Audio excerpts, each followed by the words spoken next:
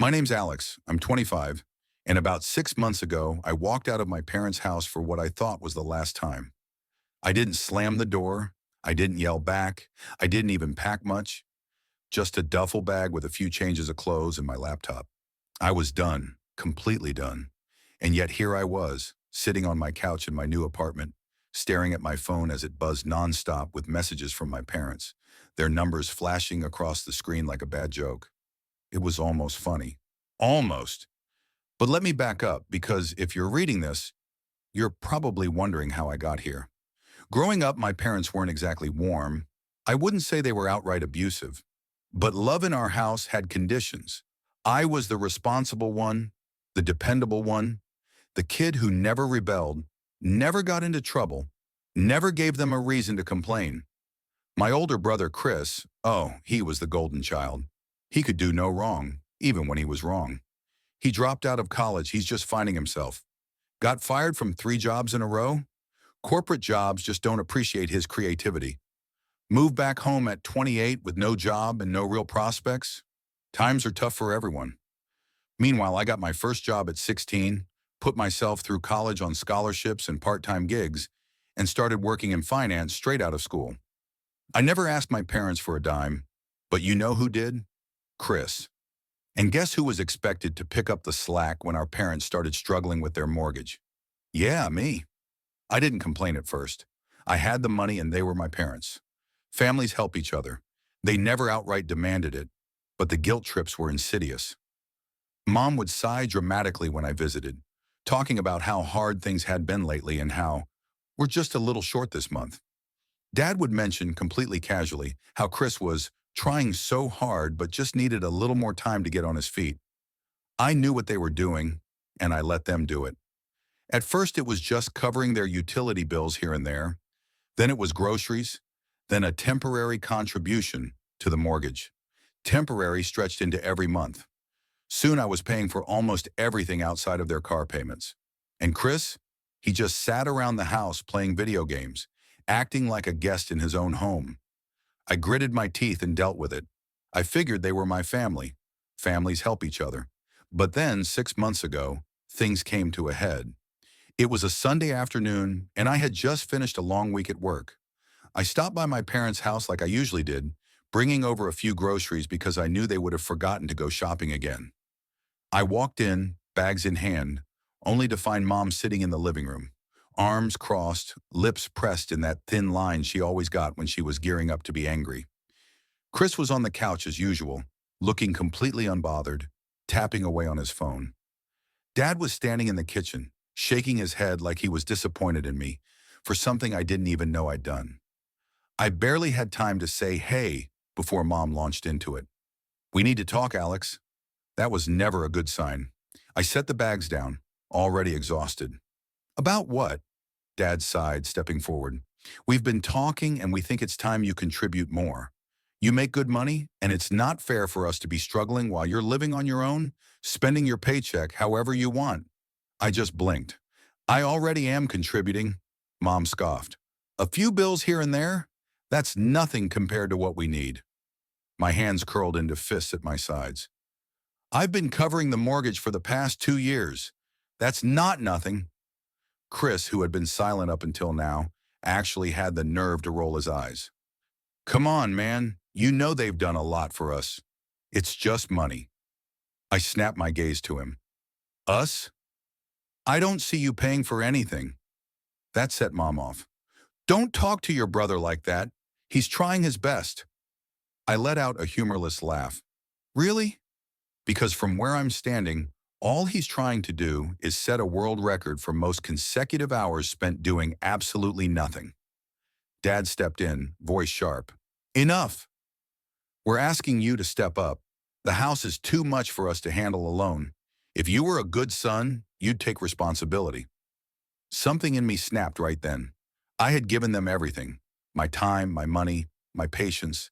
And it was never enough. It was never going to be enough. I inhaled slowly. Let me get this straight. You want me to take over the mortgage completely? Pay for everything while Chris continues to do nothing? And you don't see anything wrong with that? Mom's lips thinned. We just thought as our son, you'd want to help your family. And what exactly is Chris? I asked, voice dangerously calm. A houseplant? Chris sat up, glaring at me. I hate you, dude. I didn't ask for this. No, I said, grabbing my bag, but you sure did benefit from it. Mom stood up, anger rolling off her in waves. If you walk out that door, don't bother coming back. I stared at her for a long moment, and then finally I smiled. Okay, I said simply, and I walked out.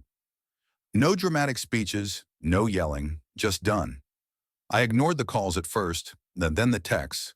I moved into my own apartment, finally free. And for the first time in my life, I felt like I could actually breathe. But today, oh, today was different.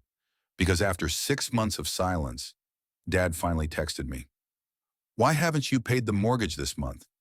I stared at the message for a second, then let out a slow exhale, feeling something dark and satisfied settle in my chest. I typed out my reply. Oh, I thought I wasn't welcome. And then my phone exploded with messages.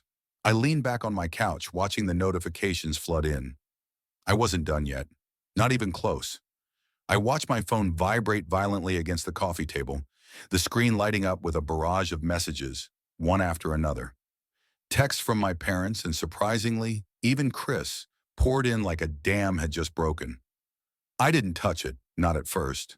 I just sat back, arms crossed, staring at it like it was some wild animal thrashing around in a cage. I could already imagine what they were saying. Mom was probably furious, demanding to know how I could be so selfish after everything they had done for me.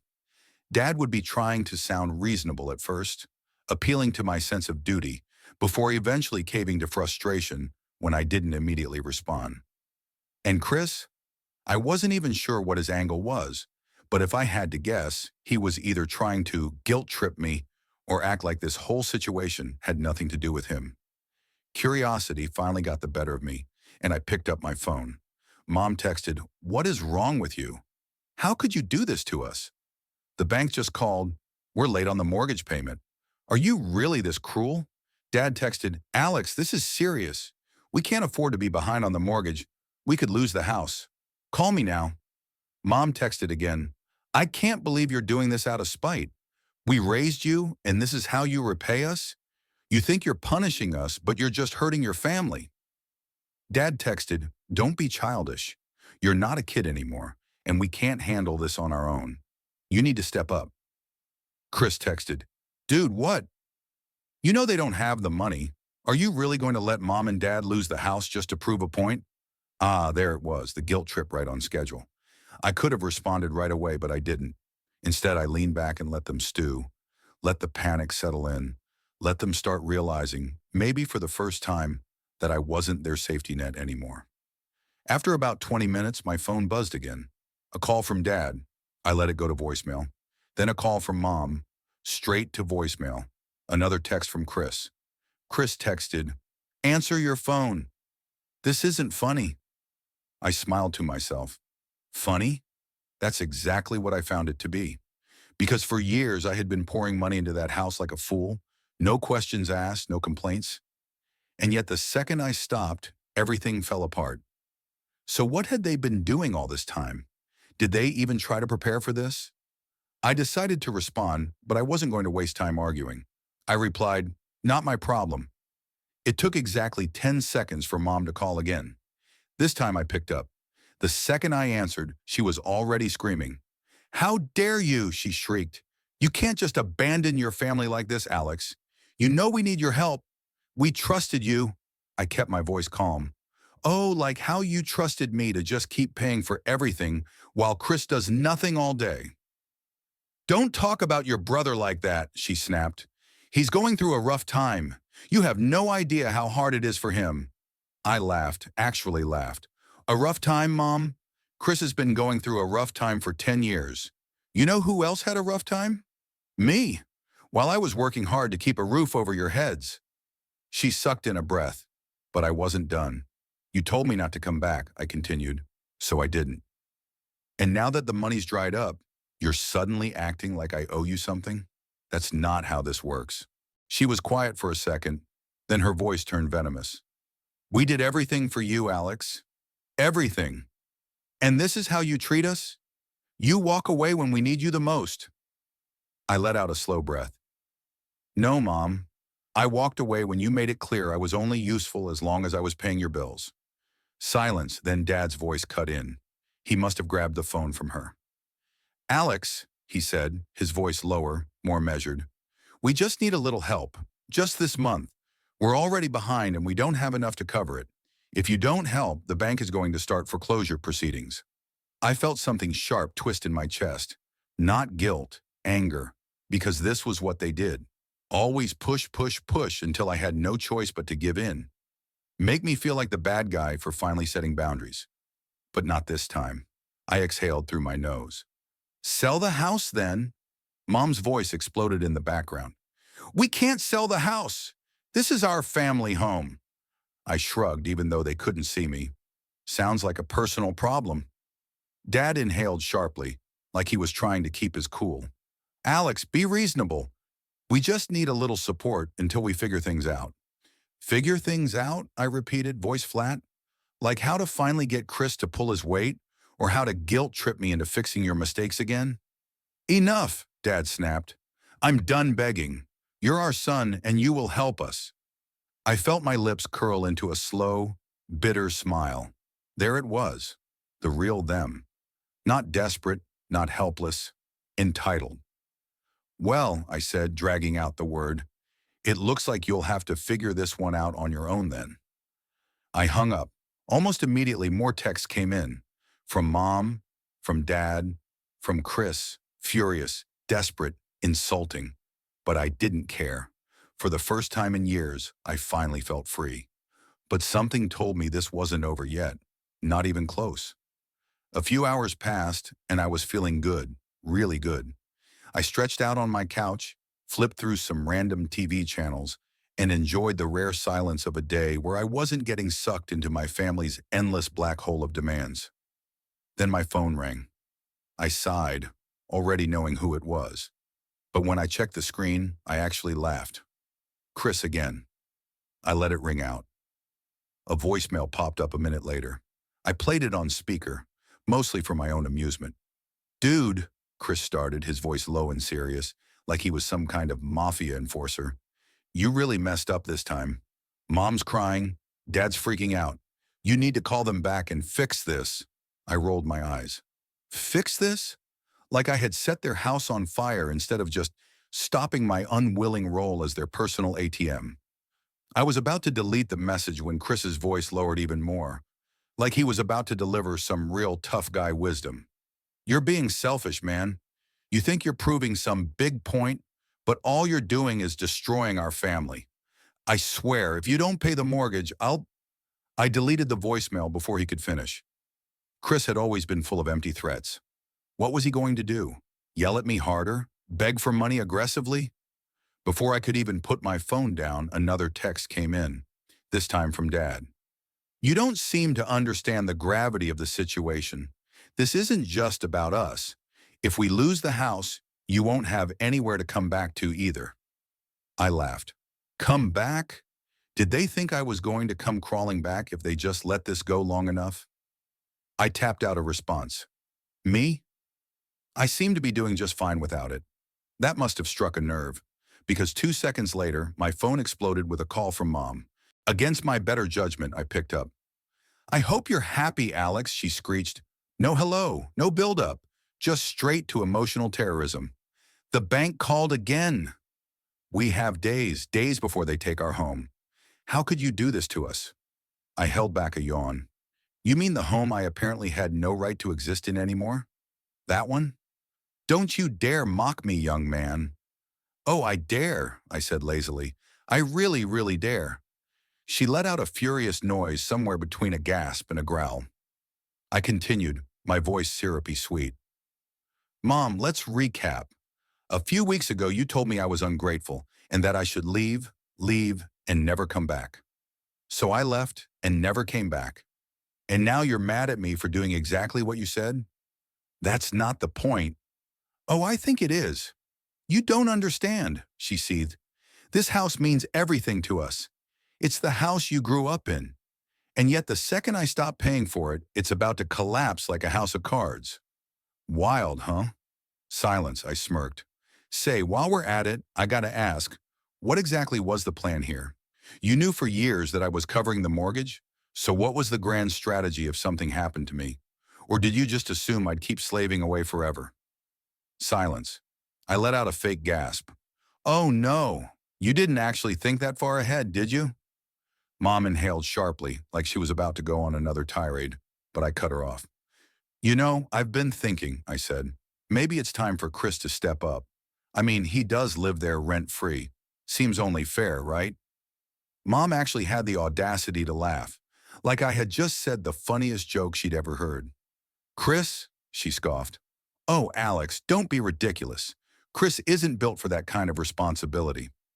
Interesting, I mused. So what you're saying is that I, your other son, was just expected to do it because I was built for responsibility. You were always the responsible one, she sniffed. You always knew how to take care of things, unlike Chris. I cut her off with a chuckle, a cold, sharp one. Got it, I said. So I was punished for being responsible, and Chris was rewarded for being a leech.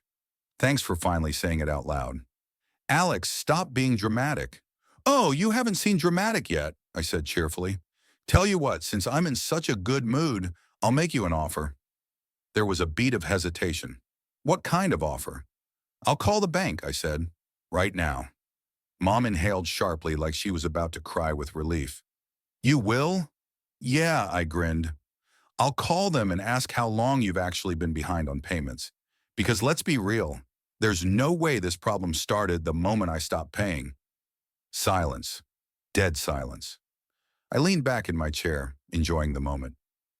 Oh, you didn't think I'd figure that out? I teased. You've probably been missing payments for months, haven't you? But you figured as long as I kept covering for you, you'd be fine. Mom's breathing grew shaky.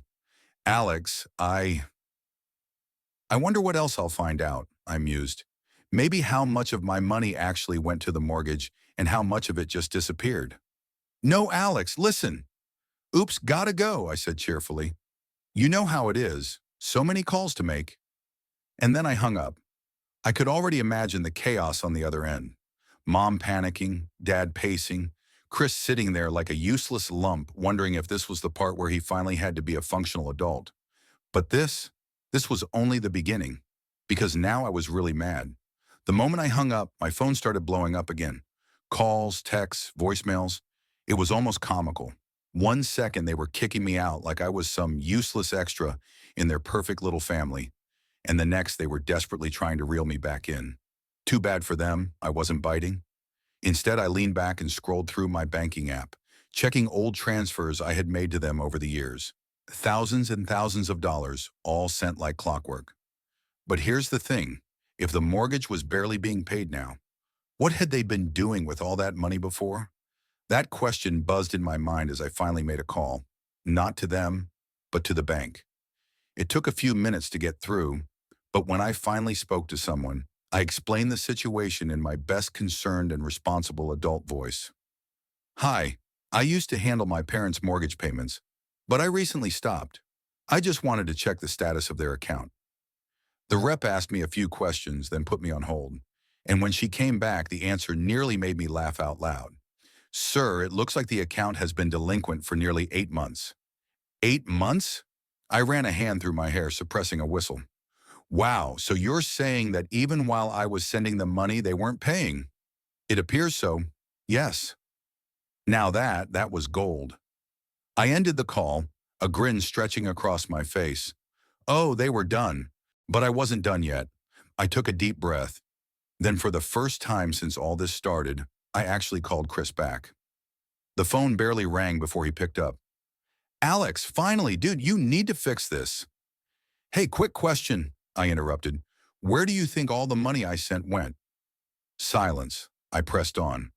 The bank says they haven't received a full mortgage payment in nearly 8 months. So where did it go, Chris? A long pause, then. I don't know what you're talking about. I snorted. Oh, come on, man, you live there. You had to notice something. Mom and Dad suddenly buying more stuff? Taking trips? Where did the money go? He spluttered. Why does that matter? The point is, I cut in, they've been lying. They've been letting me pay while they pocketed the rest. And now they're only freaking out because they finally ran out of my money. Another silence.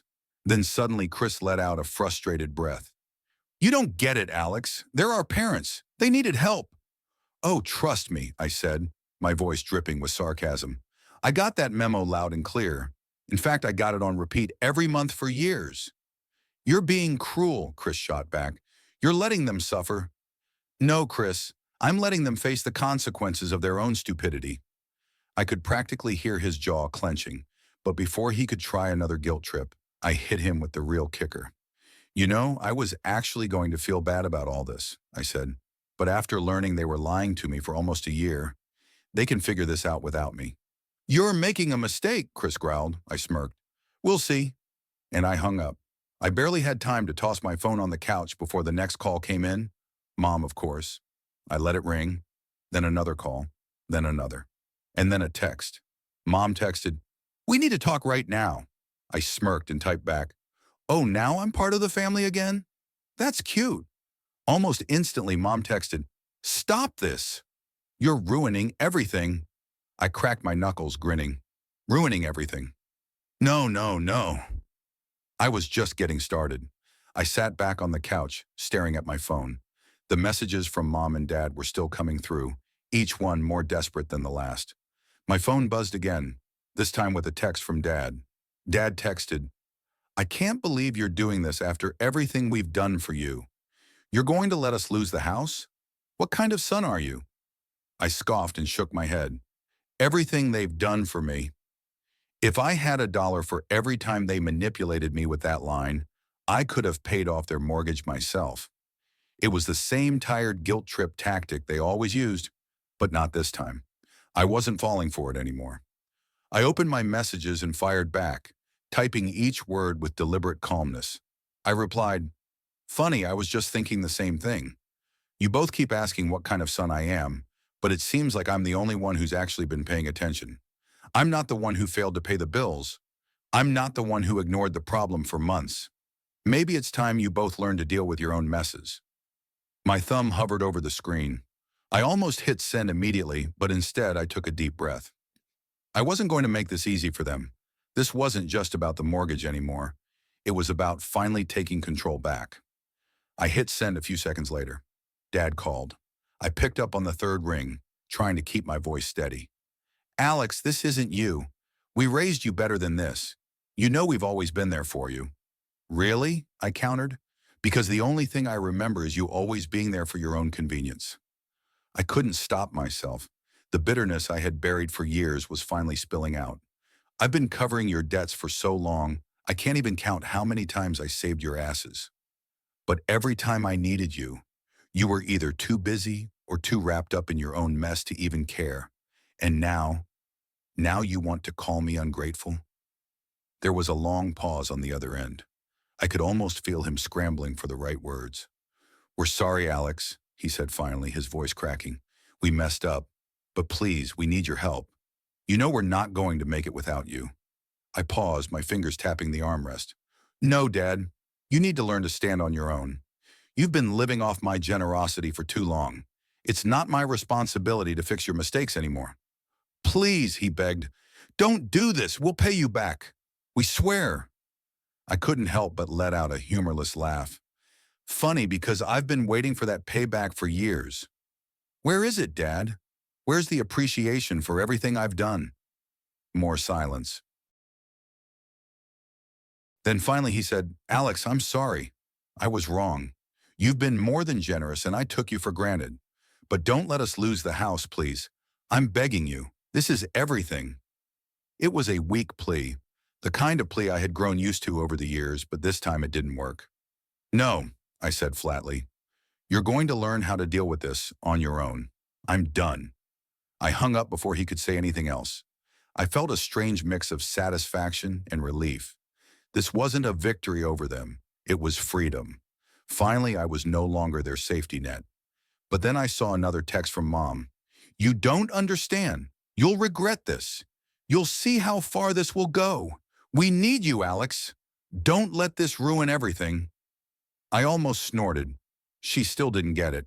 They both still thought I was just a tool to be used until it was convenient for them. I fired back another text without hesitation. You've had enough time. I'm done bailing you out. Deal with the mess you made. I'm not your fall guy anymore. Then I turned my phone off. It felt like an emotional weight had been lifted, but at the same time, I couldn't shake the feeling that this was just the beginning. So here I am asking you all for your opinion. Did I go too far? Should I have tried to find another way to resolve this? Or did I finally do the right thing by cutting them off and forcing them to face the consequences of their actions? I really want to know what you think. Let me know.